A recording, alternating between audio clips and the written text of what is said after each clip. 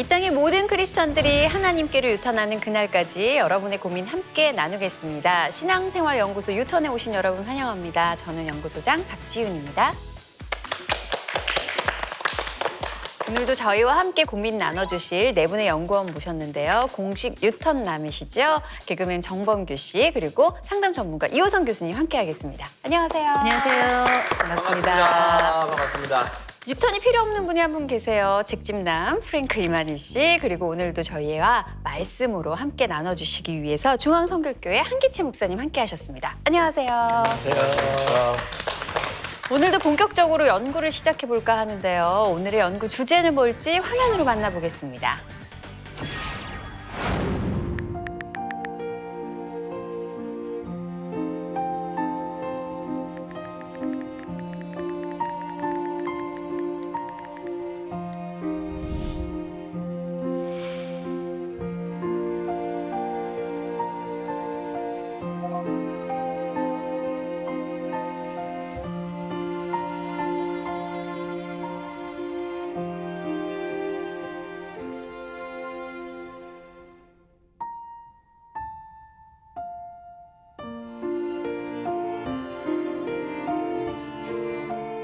죄송합니다만 어떤 부분을 관련해서 말씀하시고자 하시는 거세요?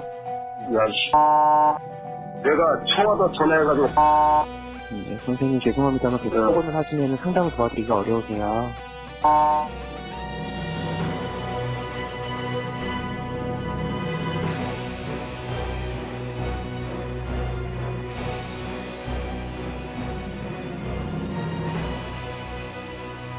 행복한 하루입니다, 고객님. 네, 요즘 뭐 언어폭력, 또 감정노동 이런 얘기들 많이 하죠. 말 때문에 생긴 사건, 사고가 유독 많은 요즘입니다. 그래서 오늘은요, 크리스천다운 말은 과연 어떤 걸지 함께 얘기 나눠보는 시간으로 꾸며보려고 해요. 말 때문에 상처받았던 경험 다들 있으시죠? 어떤 경험들 많죠. 있으실까요? 저 같은 경우에는 이제 개그맨 되기 전에 한 1년 정도 이렇게 막 준비하고 이제 개그맨인 선배들 앞에 이렇게 보여주는데 선배들이 아휴, 넌 우리 안 되겠다. 떨어지겠다. 더 상처받아. 아니요, 저는 욕 들어 먹으면은 오히려 저한테는 파이팅이 좋아져요. 그럼 너 그러면 안 돼. 그래? 안 돼? 그럼 내가 보여줄게. 되는 거 보여줄게. 그래서 거의 80%가 안 돼요. 인생 그래서 굉장히 피곤하게 살아요. 안 된다 했을 때 그때 빨리 얘기를 들으면 되는데 내가 보여줄게 하고 하다가 매일 힘들게 살아요. 그러고 나서 떨어졌어요. 그러고 나서 선배는 옳았구나. 역시 보는 눈이 있구나. 그런 생각을 오히려 하고 1년 정도 뒤에 딱 됐죠. 말로 가끔 채찍질 좀 해드릴게요. 네. 저희 옆에서 많이 도와드리겠습니다. 네. 더 유턴하려면 멀리 가야 돼요. 프랭크는 누군가에게 상처받았던 적 있나요? 말 때문에? 친구들한테 그냥 사기꾼이라는 프랭크가요? 사실 말하면 그때 저는 친구한테 돈 빌려거든요. 네. 빌려다가 나는 저녁 줄게 다시 돈 줄게. 그래서 좀 늦었어요 저는. 그래서 그 친구 기다리고 있었는데 그 친구가 전화 와가지고 야 내 돈 언제 냈나?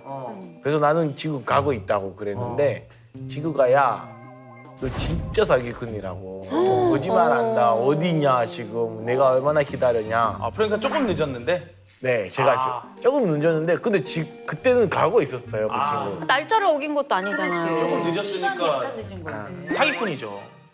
정확하게 갔어야죠. 약속 시간을 지켰어야죠. 돈도 껐는데 그걸 늦게 가면 어떡해요. 사기꾼이 많네. 이 안에서도 저희가 서로 말로 죽고 죽이고 있네요. 아프리카 모로코에 이런 말과 관련된 속담이 있대요. 말로 입힌 상처가 칼로 입힌 상처보다 더 깊다. 좋은 말이 얼마나 위력이 있는지 그리고 나쁜 말이 얼마나 상처를 입히는지에 대해서는 전 세계 공통적으로 다들 인지하고 있는 걸 거예요. 언어 폭력 때문에 상담 사례도 굉장히 많죠. 얼마나 심각할까요? 대부분의 상담은 다 언어 폭력에서 시작돼서 상담 현장을 찾는 거라고 보시면 돼요. 대부분 상담 상황에 왔을 때는 상황 자체의 비참함보다 이 상황 자체를 다른 사람들이 무엇이라고 나에게 말했는가. 우리가 원하는 답은 늘 다른 곳에서 나오고 내게 오는 답은 항상 험담이나 뭐 아니면 상처를 주는 말인데 이거를 이겨낸다는 게 쉽지 않은 게 언어 폭력이 가지고 있는 몇 가지 특징이 있어서 그래요. 첫 번째, 말이기 때문에 쉬워서 반복성이 있어요. 그리고 언제든지 폭력을 가할 수 있는 수시성이 있어요. 거기다가 동시다발적으로 여러 명이 할 수도 있고 혼자 할 수도 있고. 그리고 이제 문제는 뭐냐면 말의 칼은 영혼을 찌르거든요. 말의 칼은 영혼살인. 영혼을 찌르기 때문에 그리고 영혼에 난 상처는 거의 봉합을 해줄 수가 없습니다. 봉합 수술이라는 게 사실 어렵죠. 눈에 안 보이니까. 그럼요. 보이는 수술이 오히려 쉽지 보이지 않는 수술이 훨씬 더 어렵거든요. 그래서 이것 때문에 상처받았다고 오는 분들 이야기를 들어보자면 평생을 상처받은 거고요. 이것 때문에 상처받았다 이야기하는 분들을 보면 모든 상담 사례가 다 내가 다른 사람이 나에게 한 말 때문에 내게 왔던 상처에 관한 이야기다. 이렇게 보시면 될 것 같아요. 그러니까요. 이런 사소한 말들이 사실 사람을 자꾸 움츠러들게 만들고 그런다는 게 큰 문제일 것 같은데요. 목사님은 말이 우리 삶에 끼치는 영향 어떻게 생각하세요? 저도 제가 우리 아이 어렸을 때 딸아이한테 좀 소리를 크게 했더니 딸아이가 그러더라고요. 아빠는 화를 내는 거예요. 그렇지 않으면 자기한테 무슨 이 얘기를 하려는 거예요. 그러면서 사모아 섬에 사는 사람들은 소리를 고함을 지르면 영혼이 떠난다고 생각을 한대요. 그래가지고 이 벌목공들이 정글에 가서 이제 큰 나무를 자를 때 목소리 큰 목수가 가가지고 막 고함을 지르는 거예요.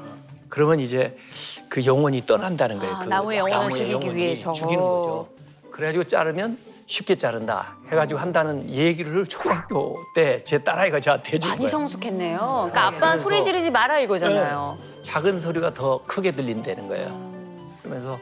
그래서 정말 우리의 이 말이 영혼을 죽이기도 하고 또 잘하면 살리기도 하는 그런 권세가 있다.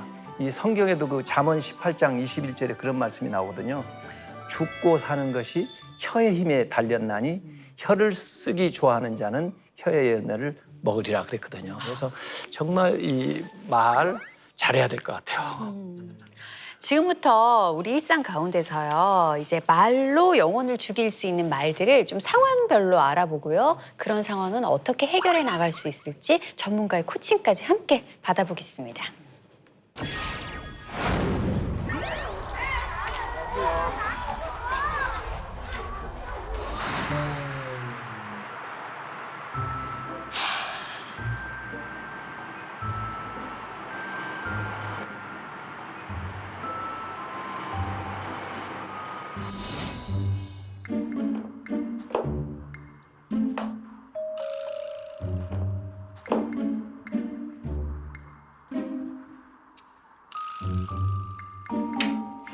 아들! 왔어? 성적표 받아왔지? 엄마 성적표 보여줘. 빨리 보여줘. 얼른. 야, 예전에 위조 많이 했잖아요. 성적표 위조. 아 얘가 왜 이래? 아이. 가만. 너 해도 너무한 거 아니니? 지난번에도 이 꼴이니 또 이래? 도대체 너 누구 닮은 거야? 커서 뭐가 되려고 그래? 이렇게 공부해가지고 대학이나 가겠어?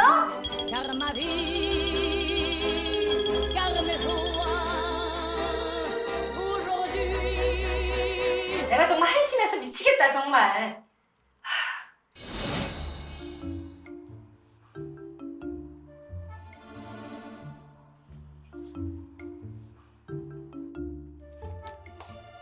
공부 너무 열심히 했어. 게임 조금만 해야지.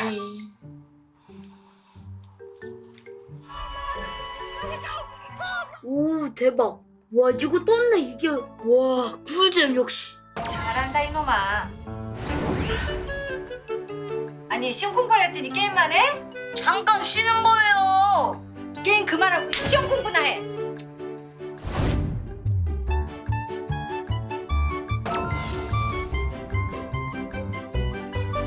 네, 안녕하세요. 저는 동아방송예술대에서 학생을 가르치고 있는 정은희 교수입니다. 일단 자녀도 인격체입니다. 그런데 자녀의 생각이나 상황을 묻지 않고 본인의 생각을 일방적으로 강요를 한 것인데요. 좋은 성과가 났거나 본인이 만족할 만한 수준에 도달했을 때는 칭찬을 해주셔서 자녀로 하여금 성취감과 그리고 인정을 받는 마음을 느끼게 해주시는 것이 중요합니다. 게임을 하는 중간은 자녀에게 스트레스를 풀거나 뭔가에 집중해서 조금 더 쾌감을 얻는 그런 중요한 과정일 수도 있습니다. 그런 만큼 조금 그 시간에 대한 제한은 두시되 게임을 하고 못하는 것에 대해서 너무 간섭 안 하시는 것도 좋지 않을까라는 생각이 들고요. 게임을 어느 정도 했으면 이제는 조금 쉬었다가 또 국어 공부하면 좋겠어. 너의 생각은 어때? 이렇게 물어봐 주시는 거죠. 내가 왜 이래? 자, 어떻게 달라졌을까요? 그래도 우리 아들 국어는 잘했네. 죄송해요. 다음엔 수업을 한번 올려보자. 우리 아들 잘할 수 있지? 잠깐 쉬는 거예요. 알았으니까 10분만 더 하고 시험 공부하는 거다. 네.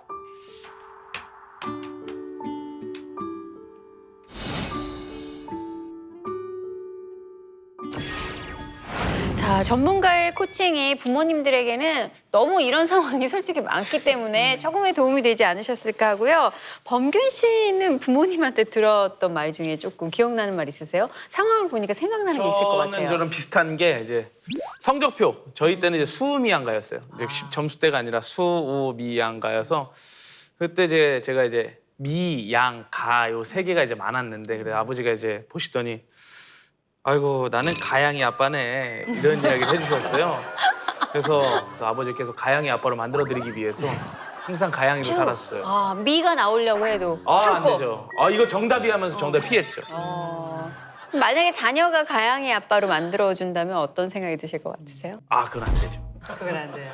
우리 아들은 좀 수 쪽으로 좀 나와줬으면 좋겠어요. 만약에 이제 가양이가 왔어요, 성적표가. 뭐라고 하시겠습니까? 자, 코칭 받으셨거든요. 나가! 나가! 프랭크는 성적이 잘 못 나왔을 때 부모님이 뭐라고 하셨나요? 뭐라고 안 해. 뭐라고 안 해요? 뭐라고 안 해요? 손으로 말해. 그냥 그러면 프랭크 입장에서는 말로 정말 말로 프랭크가 영원히 상처받을 만한 말을 해주는 게 나았을까요? 그냥 한 대 맞는 게 나았을까요? 일단 저희 부모님이 아빠가 완전 짝해요. 말하기보다는 아빠가 그냥 너 안 되겠네 그냥 나가는 건데 근데 우리 엄마가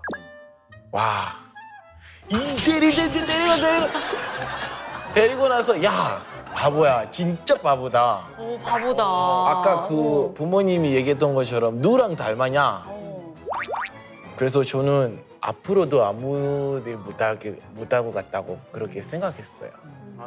근데 부모님들이 그걸 간절히 바보가 되기를 원하진 않았을 거예요, 간절히. 그럼에도 불구하고 이 말이 조각하는 능력이 있어요. 아무것도 아닌 것에다가 말을 넣게 되면 그 사람의 삶이 조각이 되더라고요. 그래서 이제 아버지들이 많이 하는 얘기 있잖아요. 나가 이 자식아! 이거 아까 하더라고요. 들어보기도 한 것 같아요. 나가! 그러는데 애들이 어딜 나가겠어요. 나올 데가 없는데. 또 나가잖아요. 나가면 이 자식이 왜 안 들어와? 또 그래요. 나갔다 오라 그래요. 그러니까 애들이 볼 때는 부모가 환자예요. 언젠 나갔다 그랬다. 언젠 또 들어오라 그랬다. 그래서 이제 한 가지 팁을 드리면 나도 모르게 나가 이 자식아 이렇게 말이 나왔다면 이제 뒤에다 하나 붙이시면 됩니다. 베란다로 이렇게 부위를 조금 정하시면은 조금 나을진 할 텐데 중요한 건 앵커링 효과라는 게 있어요. 앵커링 이펙트, 단 내리기 효과라고 하는데 닻을 내린다는 건 기준이 된다는 거거든요. 그래서 닻을 어디에 내리냐에 따라 가지고 이 배의 행동 반경, 이 배의 영향력 반경이 결정이 되는 거예요. 그런데 아이들이 성장해 가는 과정에 심지어는 성인이 돼서도 이 부모가 하는 그 말은 아이들 행동과 판단과 그다음에 영적인 면에 있어서도 기준이 돼요. 그래서 어떤 말을 할 것인가, 어떤 말을 들려줄 것인가, 무엇을 할 것인가, 무엇을 보여줄 것인가가 아이들의 이후의 행동 반경, 말의 반경, 향후 미래와 기대까지 심지어는 신앙의 방향까지 어마어마하게 영향을 많이 미치게 된다는 거죠. 굉장히 중요한 거예요. 짧게는 우리가 성적과 관련해서 공부와 관련해서 이런 화면들을 봤는데 좀 넓게 본다면 부모가 하고 있는 알게 모르게 하고 있는 폭력적인 말들 어떤 게 있을까요? 부모들이 하고 있는 말실수들은 어마어마합니다. 예를 들어서 뭐 딸이 이렇게 있는데 넌 치마 입지 마 다리 두꺼우니까. 저 되게 많이 들었어요. 그럼요. 네. 뭐 스스로 발견할 수 있는 부분이기도 하고 사실 그렇게 말할 이유는 없는 거거든요. 농담삼아 그런 얘기도 하잖아. 아유 우리 딸 크면 병원부터 데려가야겠어. 그렇지. 너는 박사 2개는 따야 되겠다. 뭐 이런 얘기 하고요. 아들한테는 늘 그러잖아요. 너 우리 사회생활 하겠냐? 이런 얘기를 사내 많이 자식이 하잖아요. 뭐, 네. 예. 너 우냐? 고추 떼게? 이런 얘기 많이 하잖아요. 그 옛날 어른들은 그런 얘기 많이 했어요. 많이 했어요. 네. 일상이었죠. 근데 아무것도 아닌 것 같지만 그 얘기에는 다 어떤 이야기들이 들어있냐면 너는 기준 미달이라는 거예요. 사회가 너에게 요청하는 기준들의 대부분 미달이기 때문에 대부분의 경우는 그래 한번 막가보자. 이렇게 반응하는 자녀들이 굉장히 많은데 부모들은 사실 그렇게 이야기해놓고 부모들이 그렇게 이야기했다는 걸 잊어버린다는 거죠. 성경에서도 부모의 역할을 되게 많이 강조하고 있죠, 목사님. 네, 그 에베소서 6장 4절에 보면 이제 자녀해야 될 것 가운데 자녀를 노엽게 하지 마라 그랬거든요. 근데 오늘 이 얘기를 듣고 보니까 다 우리가 말로 자녀들을 노엽게 하는가 봐요. 노여움이 많았어요. 네, 그래서 아이들이 자기 자신에 대한 자신감도 없어지고 또 정말 귀한 것들을 하나님이 주셨는데도 불구하고 그걸 발견하지 못하거나 또 그 잠재된 것을 발현하는 데 문제가 많이 있는 것 같아요. 그래서 사실 성경도 보면요. 성경의 지혜서가 우선 구약에는 잠언 그리고 신약에는 야고보서라고 볼 수 있거든요. 근데 그 지혜, 인생의 지혜인데 거의 말에 관해서 얘기하고 있어요. 그러니까 말을 어떻게 사용할 거냐. 그게 인생살이에 있어서 거의 아주 절대적인 그 영향을 미치는 것 같아요. 더구나 아까 가족 관계에서는 우리가 이 친밀함의 테러라는 그 말이 있잖아요. 네. 가깝고 또 어찌 보면 자기 같은 생각을 하는 것 같아요. 또 자기 소유라고. 네. 그래서 우리 어른들은 좀 아이들을 좀 함부로 다루는 내 습관이 거라고 있었던 것 생각해서요. 같아요. 네. 그리고 또 그걸 오히려 겸손하다고 생각하는 것 같아요. 자기 자녀들을 좀 낮춰서 얘기하고 얘기하는 거예요. 좀 무시해서 네. 얘기하는데 아유 우리 애가 뭐 아무것도 아니에요. 막 이런 얘기들. 그 생각들 좀 바꿔야 되고 자녀 입장에서도 이제는 그 말 그대로 받아들이지 말고 참 우리 부모가 그런 어떤 구세대의 생각 때문에 그런 얘기를 했겠다 생각하고 조금 잊어버렸으면 좋겠어요. 네. 자, 부모와 자녀도 많이 친밀하지만 더 친밀한 관계가 또 있죠. 바로 부부 사이입니다. 부부 사이에는 또 어떤 말들이 영혼을 죽일 수 있는지 저희가 좀 재구성을 해봤습니다. 여보, 나 왔어. 나 왔다고. 야, 넌 사람이었는데 아는 척도 안 하냐? 당신이야말로 내가 전화를 몇 통이나 한 줄 알아? 항상 내 전화 무시하잖아. 바깥 일 하다 보면 그런 거지 뭘. 누가 먹은 버는 줄 알겠다. 아유, 쥐꼬리 월급에 생색은. 그게 남편한테 한 소리냐? 나니까 너 데리고 살아주는 거야. 뭐라고? 데리고 살아준다고? 그러면 살기 싫으면 살지 마. 아유, 내가 진짜 어?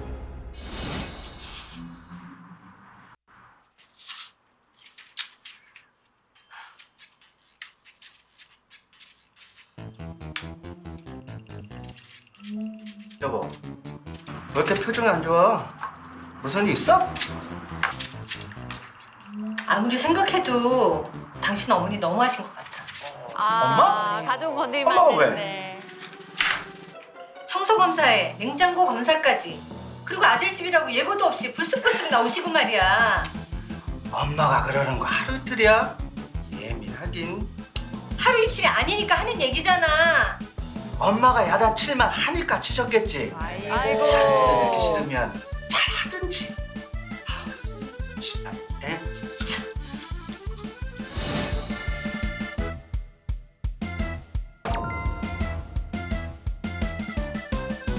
남편은 아내에게 집안일만 하면서 뭘 불평이냐 이런 의미로 얘기하신 것 같고요. 또 아내는 남편에게 쥐꼬리만한 월급 벌어오면서 왜 생색이냐 이렇게 얘기를 하셨는데요. 사실은 이것은 서로에게 상처를 줄 수 있는 말로서 피해야 한다고 생각합니다. 즉 너가 이렇게 했잖아, 내가 이렇게 했잖아 라고 상대방에게 뭔가 핀잔을 주는 듯한 질책을 주는 듯한 대화법이 아닌 나의 생각과 감정을 풀어냄으로써 상대방이 느낄 수 있도록 도와주시는 나아 전달법이 좋겠습니다. 특히 남성은 결과를 지향하고 문제를 해결하려고 합니다. 여성은 과정을 지향하고 그 사이에서 본인의 감정 또 생각들을 털어놓으려는 그런 노력들을 하게 되지요. 그러다 보니까 아내의 얘기를 듣는 남편은 자신의 해결책을 제시하는 경우가 있는데요. 사실 아내는 해결책을 바란다기보다 위로와 공감을 원하는 것입니다. 나도 그 상황이라면 그럴 수 있겠다. 당신이 힘들겠다. 라는 말로 위로해 주시면 좋겠고요. 항상 내 전화 무시하잖아. 바쁘니까 그럴 수도 있지 뭘. 미안해. 당신 언제 오나 걱정했지. 아 그런 거야? 응. 아 당신 전화 안 되면 문자라도 줘. 알았어. 청소 검사에 냉장고 검사까지. 그리고 아들 집이라고 예고도 없이 불쑥불쑥 나오시고 말이야. 당신 놀랬겠다. 나라도 기분 좋지 않았을 거야. 여보, 응? 당신이 어머니께 그러지 말라고 말씀드리면 안 될까? 알았어. 내가 말씀드려볼게.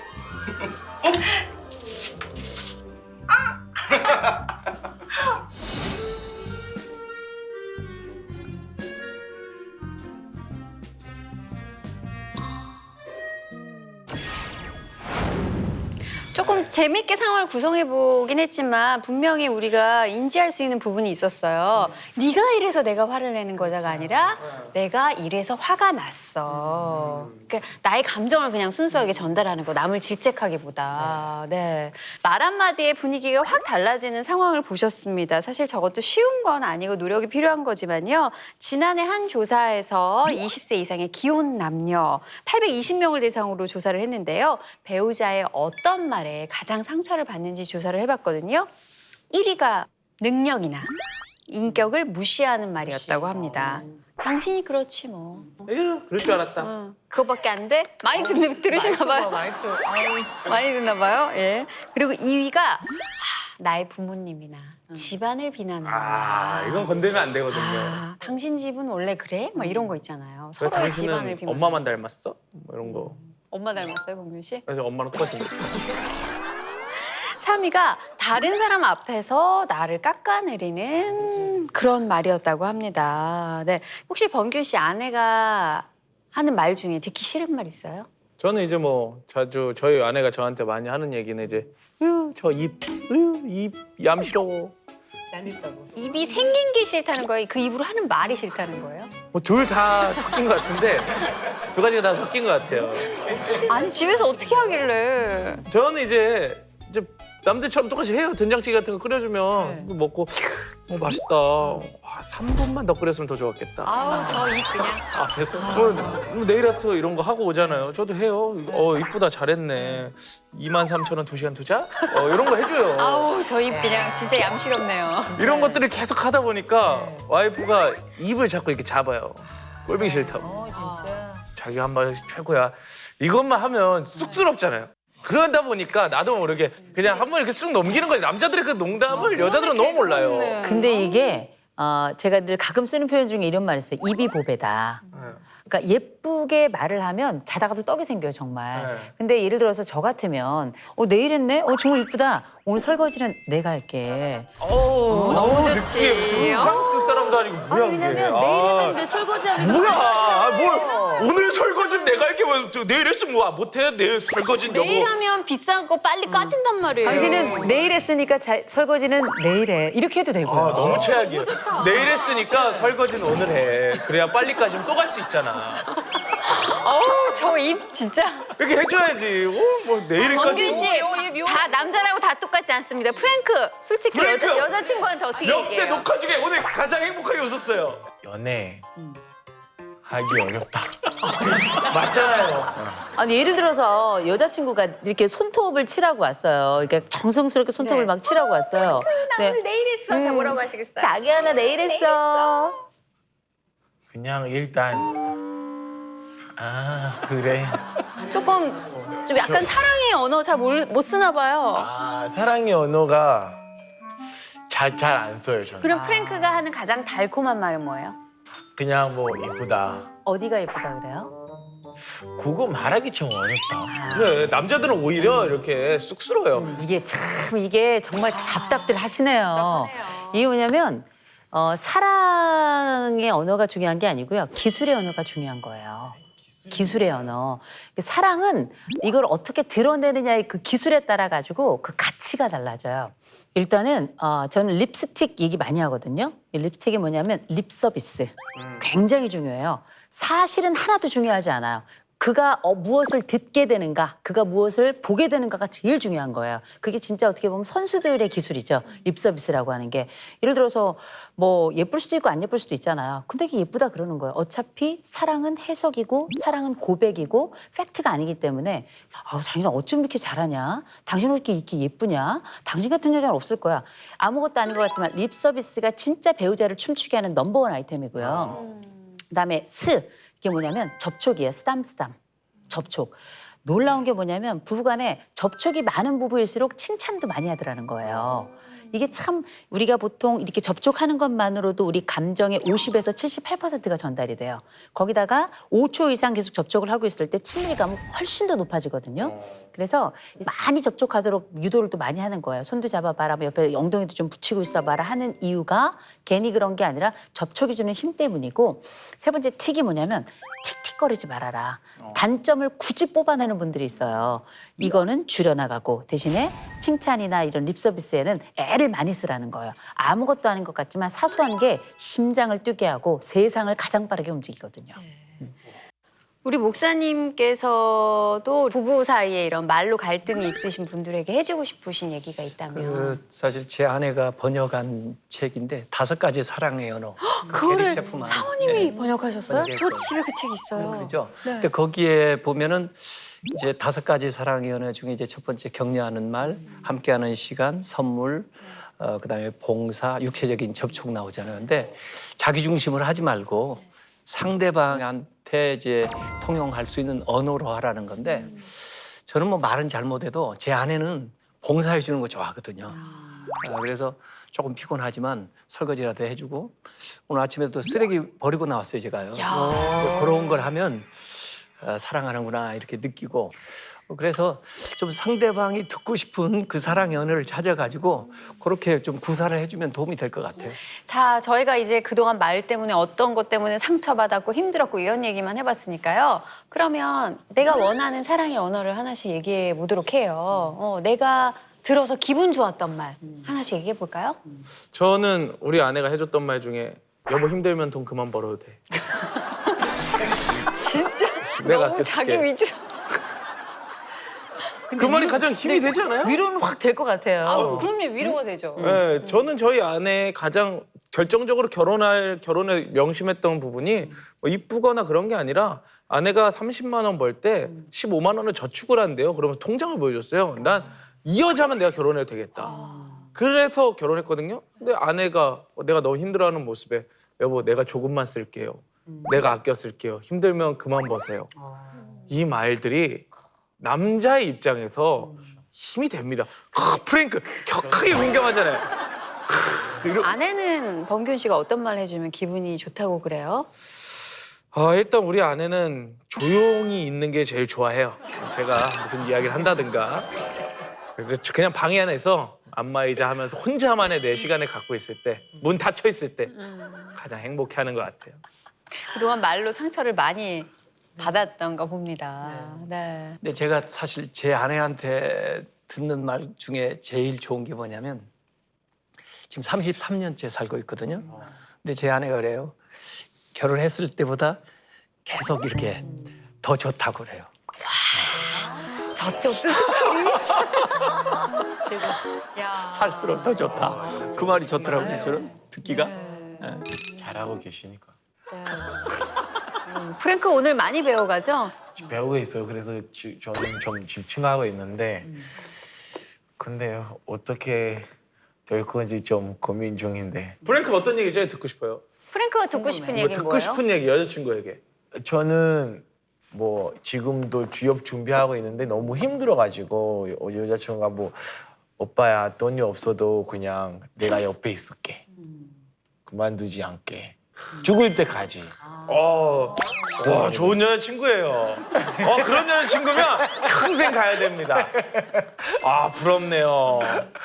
그럴 수도 있긴 있는데 네. 그래서 뭐 저도 여자친구한테 그냥 이쁘다고 맨날 얘기하고 이쁘다고 매력적인 있고 하나님 뭐 좋아하는 여자가 그런 좋아해요. 오늘 이렇게 내가 듣고 싶은 말에 대해서 얘기를 나누다 보니까요. 내가 언어 폭력을 하지 않기 위한 제일 좋은 방법은 누군가에게 얘기할 때 나라면 무슨 말을 듣고 싶을까? 그걸 한번 생각해 보는 게 제일 좋은 방법일 것 같네요. 자, 우리가 언어에 대해서 얘기를 나눠보고 있는데요. 부모와 자녀 그리고 부부 사이에서만 말들이 오가는 게 아니죠. 교회 안에서도 상당히 말이 많습니다. 뉴턴에서 자체 설문조사를 통해서요. 교회 안에서 어떤 상처가 있었는지 어떤 말로 상처를 받았는지 조사를 좀 해봤는데요. 믿음이 없다. 크리스천이 왜 그래? 그 밖에도 정죄를 하는 말 또는 겉모습을 보고 판단하는 말 그리고 새 가족을 무시하는 말 때문에 상처를 받았다고 합니다. 범균 씨는 아버님 교회를 다니잖아요. 뭐 이제 아버님 교회 갈 때 네. 아버지가 이제 설교 주제가 이제 시험에 드는 것에 대해서 이렇게 설교를 하시고 계실 때 이제 갑자기 이렇게 설교를 한참 하시다가 저도 지금 항상 시험에 듭니다. 설교 중간에 저렇게 뒤에서 아들이 자는 주님이 저에게 시험을 주십니다. 그래서 아들을 어떤 설교의 도구로 사용하는. 나는 안 잤거든요. 나는 살짝 이렇게 눈을 그냥 살짝 감았다가 떴다 이러고 있는데 잔다 그러는 갑자기. 그래서 안 잔 게 분명하게 그 말을 들었잖아요. 지금. 나는 이게 내가 안 자고 있었는데 아빠가 그래 보니까 내가 상처가 되더라고. 그래서 아빠 시험 주면 안 되겠다 그래서 교회를 잘 안 가요. 아빠 교회. 프랭크도 교회에서 상처를 받은 적이 있을까요? 아버지가 맨날 설교할 때 example 주면 우리 얘기하는 거예요. 똑같구나 목사님 자녀분들은. 부담스럽다니까요. 제가 집에서 잘 못하는 거 교회에서 이렇게 얘기하는 건데 이렇게 사람들이 또 알게 되는 건데 나 이 교회 왜 왔냐? 그래서 아빠 교회 가기 좀 어렵다. 그죠. 아빠 교회는 부담스러워요. 프랭크 얘기 이렇게 듣다 보면 프랭크 참 되게 잘 자랐다라는 생각이 들어요. 많이 맞은 집안치고 자존감도 높고. 자존감 세고 맞고 자란 애 치고 참 밝아요. 밝아요. 천사가 있구나. 교회 안에 이렇게 뭐 힘이 되는 말들이 오고 가면 좋겠지만 사실 말 때문에 상처받는 경우도 많죠. 그럼요. 엄청나죠. 이게 아마 이 목사님의 말 한마디, 전도사님의 말 한마디가 일반 교인들에겐 되게 망치처럼 다가올 때가 있잖아요. 한 자매가 있었는데 이 자매가 이제 교회 내에서 교제를 하게 됐는데 교제가 깨졌어요. 깨졌는데 이 교제를 같이 하던 이 남자 친구가 다른 사람들한테 내가 이 자매랑 여기까지 스킨십을 했다. 이렇게 얘기를 한 거예요. 그래서 그것 때문에 너무 속상해서 울면서 기도를 하고 있었는데 갑자기 그 교회 전도사님이 그 자매에게 그 형제랑 이렇게까지 했다면서요? 라고 전도사님 얘기를 했다는 거예요. 그거는 정말 그 소문을 낸 그 남자 친구도 굉장히 경솔했지만 그거는 그 전도사님은 실수를 한 거죠. 큰 실수를 한 거죠. 상처지. 네, 이 자매가 제게 와가지고 막 울며 불면서 사실 우린 그런 관계도 아니었고 그냥 교제를 하는 정도였는데 소문이 이렇게 2차 진짜 퍼져가지고 나는 그 교회 다닐 수 없다. 더군다나 어떻게 전도사님이 나에게 그렇게 얘기할 수 있느냐. 그러니까 이게 루머도 루머지만 이런 그 조금 더 우리가 볼 때는 조금 더 힘이 있고 또 말에 무게가 있는 분들의 이야기들에 더 큰 상처를 더 많이 받게 되는 것 같아요. 네, 그러니까는 그냥 그 사소한 인간관계가 교회가 싫어지게 만드는 그런 수준으로까지 말 한마디가 상처를 받게 만드는 거잖아요. 교회 안에서조차 상처로 말을 주고받는 이런 일들이 생긴다는 게 좀 안타깝네요. 그러네요. 그 교회는 어디보다도 좀 위로해주고 네, 위로의 공간이어야 또 하는데. 배려해주고 칭찬해주고 함께 기뻐하고 그런 교회가 돼야 되는데 이제 그러지 못한 게 또 우리 인간의 약점이고 또 개선해야 될 점인 것 같아요. 근데 저도 교회 안에서 이제 되게 이제 사람들을 많이 접하니까 서로 이제 좀 다툼이 나고 그럴 때 보면 어느 날은 뭐 장로님이 오셔가지고 뭐 안수 집사님을 막 이제 나무래는 그 말씀을 저한테 해요. 근데 듣고 보면 장로님 말씀이 또 옳아요. 그래서 아이고 장로님 이해 좀 하세요. 젊은 사람이니까. 그런데 또 그 당사자 있는 그 안수 집사님 또 오셔가지고 막 화를 내시면서 아 우리 교회 장로님 왜 이랬습니까? 그러고 또 얘기를 하는데 또 듣고 보면 그 입장에서 그 말이 옳아요. 그래서 아유 젊으신 집사님이 좀 참으세요. 그랬더니 또 제 아내가 그거 듣고 있다가 왜 당신은 장로님도 옳고 집사님도 옳냐? 근데 당신이 황희정승이야? 당신도 옳아. 그래서 진짜 모두 옳기 때문에 그런데 이 관점이 좀 다르거든요. 그래서 예수님도 그런 말씀을 하셨어요. 너희들의 의가 바리새인과 서기관의 의보다 더 낫지 못하면 결단코 하늘나라 못 간다고 그랬는데 바리새인 서기관들이 얼마나 정확합니까? 얼마나 옳습니까? 근데 그것만 가지고는 안 된다는 거죠. 그 이상의 은혜가 있어야 된다는 거거든요, 교회에. 사실 그 룻기를 이렇게 보면요. 그게 85절로 돼 있는데 45절이 대화예요. 근데 그 대화를 가만히 보면은 23절에 하나님이 꼭 들어가더라고요. 그래서 하나님의 이름으로 축복을 해주고 또 하나님의 이름으로 격려를 해주고 하나님의 이름으로 칭찬을 해주니까 그 말 자체가 그렇게 밝고 아름답고 또 그렇게 말이 되니까 실제 삶이 그렇게 따라오는 거예요. 그래서 민수기 14장 28절에도 내 말이 내 귀에 들린 대로 내가 시행하리라 하나님 그렇게 말씀하셨거든요. 그래서 우리가 기도, 눈 감고 하는 기도만 기도가 아니고 일상생활에서 우리가 하는 말이 하나님 앞에는 다 기도가 돼요. 그래서 정말 하나님 우리 언어를 주실 때는 하나님을 찬양하고 사람들을 이렇게 세워주고 살리라고 말씀을 주신 거거든요. 그래서 그 언어를 잘 활용을 하면 정말 많은 복을 불러오고 또 새로운 역사를 창조하는 그런 유용한 도구가 될 수 있을 것 같아요. 여기 계신 분들 모두 말을 많이 사용하는 직업을 가지고 계시잖아요. 저도 그런데요. 오늘 또 말의 무게에 대해서 다시 한번 되짚어 볼 수 있는 그런 귀한 시간이었습니다. 시청자 여러분들도요. 이 시간 이후에 가장 먼저 만나는 사람에게 축복의 말부터 건네보시면 어떨까요? 다음 주에도 저희는 여러분과 함께 머리 맞대고 나눌 수 있는 고민 가지고 돌아오도록 하겠습니다. 연구원 네 분 정말 수고 많으셨고요. 시청자 여러분 고맙습니다.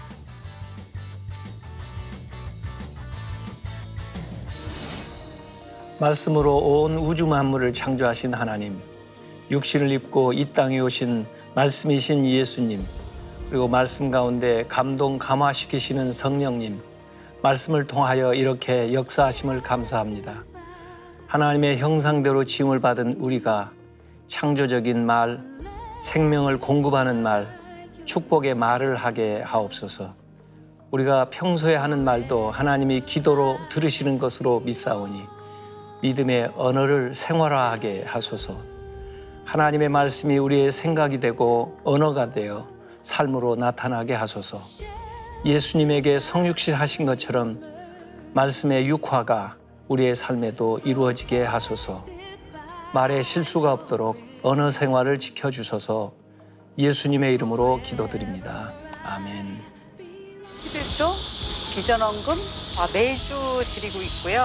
주님께 드리는 저의 마음이라고 생각하고요.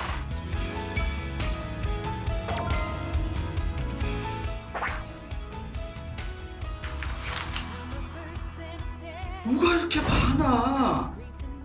여보! 생활비 남은 거 조금 얹어서 더 드린 거야. 당신 너무 하는 거 아니야?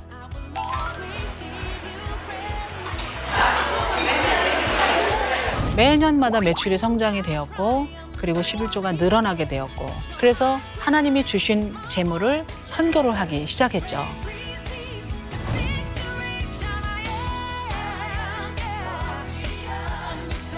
이 프로그램은 시청자 여러분의 소중한 후원으로 제작됩니다.